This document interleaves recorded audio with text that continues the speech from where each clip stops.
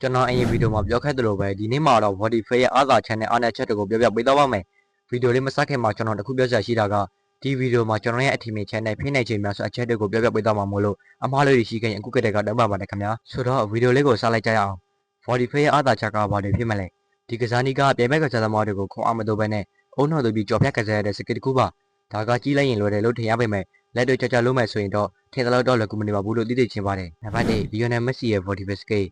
ဒါကတော့အားလုံးရင်းနှီးလမ်းမှာပါ။ Lionel Messi ကဒီစကေးနဲ့ကစားသမားဘဝအတာတဲ့ချက်လုံးကို Vodafoneစကေးတစ်ကွက်ထဲနဲ့ကြော်ဖြတ်ပြီးအကောက်ဆုံးကစားသမားဖြစ်လာတာပါ။ဒီမှာသာကြည့်လိုက်ပါ။ပြန်ဘက်ကစားသမားကို Lionel Messi ကခန္ဓာကိုယ်လေးတစ်ချက်ရင်းလဲယုံနဲ့ရုပ်ပြစင်ပြဲလဲကြောက်မလို့ဖြစ်သွားတာကိုတွေ့ရမှာပါ။ဒါကလည်းကျွန်တော်ထင်ရဆိုပြန်ဘက်ကစားသမားက Lionel Messi ကိုရှင်းနေလို့ဖြစ်မှာပါ။ဒီဘက်မှာလည်းကြည့်လိုက်ပါ။ Messi ကညတာဘာကနေအစဉ်ဂိုးအရီယာထဲကိုဝင်ဖို့လုပ်နေတာကိုပြန်ဘက်ကစားသမားတယောက်ကလည်းသူ့ရှိမှရှိနေတယ်။ဒါကို Messi ကဘယ်လိုလုပ်ပြသွားလဲဆိုတာဘောလုံးကိုဆွဲပြေးမလို့နဲ့ဘယ်ချီနဲ့ဘောလုံးကိုညာဘက်ကိုရွှေ့တယ်။နောက်ပြီးအဲ့ဒီညာဘက်ကဘောလုံးကိုဘယ်ချီနဲ့ဘယ်ဘက်ချမ်းကိုဆွဲပြေးသွားတာပါ။လက်ဘက်ကစားမှာဘာမှလုပ်ချင်တော့မရလိုက်ပါဘူး။ဒါကကြီးလိုက်ရင်ရွယ်တယ်လို့ထင်ရပေမဲ့တကယ်တမ်းလုပ်တဲ့ကြလုပ်မယ်ဆိုရင်ပါနံမှုနဲ့အကျဉ်းချင်းလေ့ကျင့်ထားပြီးလေ့ကျင့်မှုပြီးွားနေမှာရတာပါ။နံပါတ်2လော်ရန်ဒိုရဲ့ Vodafone Skate ဒါကတော့ထူးထူးပြောနေစရာမလိုဘူးလို့ထင်ပါတယ်။သူ့ရဲ့ Vodafone Skate နဲ့ဘောလုံးအလားပြကွက်တွေကကျွန်တော်တို့လိုလူငယ်တွေကြားမှာအတူယူစရာတစ်ခုပါ။သူ့ရဲ့ခန္ဓာကိုယ်ဟန်ချက်ထိနေစွာနဲ့ဘောလုံးအလားပြကွက်ပုံများစွာကြောင့်ပဲကျွန်တော်တို့လိုလူငယ်တွေအတွက်စာပြကစားသမားကတယောက်ပါ။ဒါကလော်နဲ့ဖြစ်လာတာတော့မဟုတ်ပါဘူး။ကြိုးစားမှုနဲ့ဝီရိယရှိမှသာဖြစ်လာတာပါ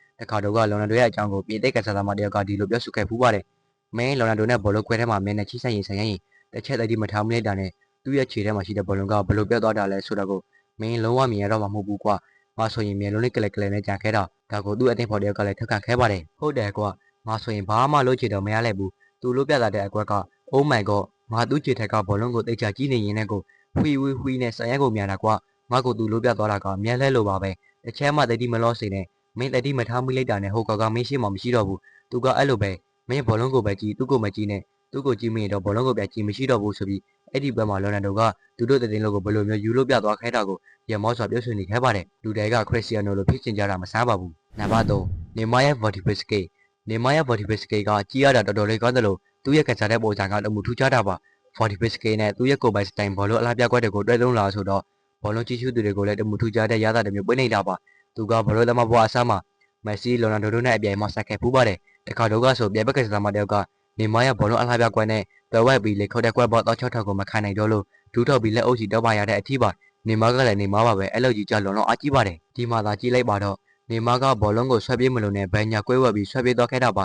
ါပြိုင်ဘက်ကစားသမားဖင်ထင်းရဲ့လဲကြပြီးဘာမှလုပ်ချင်တော့မရလိုက်ပါဘူးကျွန်တော်အထင်ရဆိုဒီကွက်ကပုံမိတ်ပါတယ်ခြေတုံးနဲ့ရောခန္ဓာကိုယ်နဲ့ပါဘယ်ညာရေးပြသွားပြီးခြေတက်ကိုအလှပြပြီးပြိုင်ဘက်ကစားသမားကိုကြော်ဖြတ်သွားတဲ့အကွက်ပါဒီကွက်ကဟန်ချက်ထိနေပြီးမြလေးကျင်းနေမှာရမှကွက်မျိုးပါနေမမှာခွဲပေါက်တော့ချက်တော့ရှိတယ်ဆိုတော့ကိုမယုံရင်တော့ကိုဒိန်လာသွားစားကြည့်လိုက်ပါတော့အကြံပေးချင်ပါတယ်ဆိုတော့ Vodafone အားနဲ့ချက်ကဘာတွေဖြစ်မလဲနောက်ပြီးဒီနေ့စနစ်ကဒဏ်ရာရတာကလည်းကြီးမားပါတယ်ကိုအတင်ဘက်မှာနေမလို့ကွက်ပေါက်တော့ချက်ထုံနဲ့ပြဘက်ကကောင်တွေကိုစိတ်ဒုက္ခလိုက်ပေးနေတဲ့သူပါလာရင်တော့မထင်သူတို့ပြဘက်ကစားသမားတွေရဲ့အကြပါတာဖက်ထုတ်ခြင်းကိုခံရတတ်ပါတယ်ဒါကအရန်ကိုအန်တရယ်များတဲ့နေ့စနစ်တစ်ခုပါနေမဆိုအခုနောက်ပိုင်းမှာဒီနေ့စနစ်ကိုသိပြီးမတွန်းတာတွေ့ရမှာပါဘာလို့လဲဆိုရင်နေမတို့ခဏဒဏ်ရာရနေတဲ့လူတွေတော့ဒါကိုရေရှိကစားနိုင်ဖို့ဆိုတာမဖြစ်နိုင်လောက်ပါပဲနောက်ပြီးကျွန်တော်ပြောနေတဲ့ဟန်ချက်ထိနေမှာရတဲ့ဆိုတော့အလကားပြောနေတာမဟုတ်ပါဘူးလော်နယ်ဒိုဆိုရင်အရင်က Vodafone Skate ကိုထမင်းစားရည်တော့လို့ကစားနိုင်ပေမဲ့အခုနောက်ပိုင်းမှာတော့အသက်အရွယ်တစ်ခုရောက်လာလို့ထင်ပါတယ်ကြားခိုင်မှုပိုင်းရောဟန်ချက်ထိနေမှုပိုင်းပါတီးတီးတာကျလာတာကိုမြင်ရမှာပါအရင်ကဆိုသူထမင်းစားရည်တော့လို့လုပ်ပြနိုင်နေတဲ့အရာတွေကိုအခုနောက်ပိုင်းမှာတော့ခက်ကစားနေရတာကိုတွေ့ရမှာပါနောက်ပိုင်းလော်နယ်ဒိုပွဲကြီးတဲ့သူဆိုသိပါလိမ့်မယ်လော်နယ်ဒိုကဒီ Vodafone Skate ကိုသူ့ရဲ့ဘောလုံးအလှပြကွက်တွေနဲ့သူ့ရဲ့ပရိသတ်တွေကိုဆက်လက်ပြီးတော့ဖျော်ဖြေပေးနိုင်ပါမလားဆိုတာကိုတော့စောင့်ကြည့်ရဦးမှာပါဆိုတော့မက်ဆီကဘာလို့ဒီ Vodafone ကိုအခုချိန်ထိသုံးနိုင်နေရတာလဲဒါကလည်းစဉ်းစားစရာတစ်ခုပါသူကဘလို့တစ်ပွဲကန်တိုင်းမှာအနည်းဆိုတော့ပြဘက်ကစားသမားတွေအကြပါတာဖျက်ထုတ်ခြင်းကိုသုံးလေးခါလောက်ခံရတတ်တာပါဒါကိုလည်းသူကသိလို့မှာပါကစားသမားဘဝအစားကတည်းကဒီ Vodafone ကိုသုံးပြီးသူကအကောက်ဆုံးကစားသမားဖြစ်လာတာပါအခုချိန်ထိသူမှကြက်ခိုင်မှုပိုင်းရောဟန်ချက်ထိနိုင်မှုပိုင်းပါမကျသေးတာကိုတွေ့ရမှာပါခုထိကိုသူကတိုက်တဲ့ဆလူငယ်တွေကိုမညမတာသူရဲ့ Vodafone Skate နဲ့ကြော်ဖက်နေတာကိုတွေ့ရမှာပါဒီနီးစနစ်ကိုအခုချိန်ထိသုံးနိုင်သေးတဲ့ Lionel Messi ကိုတော့လေးစားပန်းမနေပါဘူးကျွန်တော်အထင်ရဆိုအခုချိန်ထိ Vodafone ကိုပလိုကြကစားနိုင်သေးတဲ့သူဆို Lionel Messi ပဲရှိတာပါဆိုတော့ဒီ Vodafone ကစားတဲ့နေရာမှာသူတို့သုံးရုံထက်ကဘယ်သူကပလိုကြကစားနိုင်လဲဆိုတာကို comment ရအောက်မှာမှတ်ခဲ့ကြပါခင်ဗျာ brother တို့က Facebook ကပဲဖြစ်ဖြစ် YouTube ကပဲဖြစ်ဖြစ် TikTok ကပဲဖြစ်ဖြစ်ဒီဗီဒီယိုကိုကြည့်နေတယ်ဆိုရင်ကျွန်တော်အတွက်လည်းဆိုတော့ Latest Channel comment တခုခုဆင်ပေးတာလေးမှတ်ခဲ့ပေးဖို့တောင်းဆိုချင်ပါတယ်သဘောကျရင်တော့ share လေးနဲ့ပါကူညီပေးတော့လို့ရပါတယ်နောက်ပြီးဒီထက်ပိုပြီးစိတ်ဝင်စားဖို့ကောင်းတဲ့ဗီဒီယိုတွေကိုတင်ဆက်ပေးတော့မှာမို့လို့ subscribe လေးပါလုပ်ပေးတော့ဖို့တောင်းဆိုချင်ပါတယ်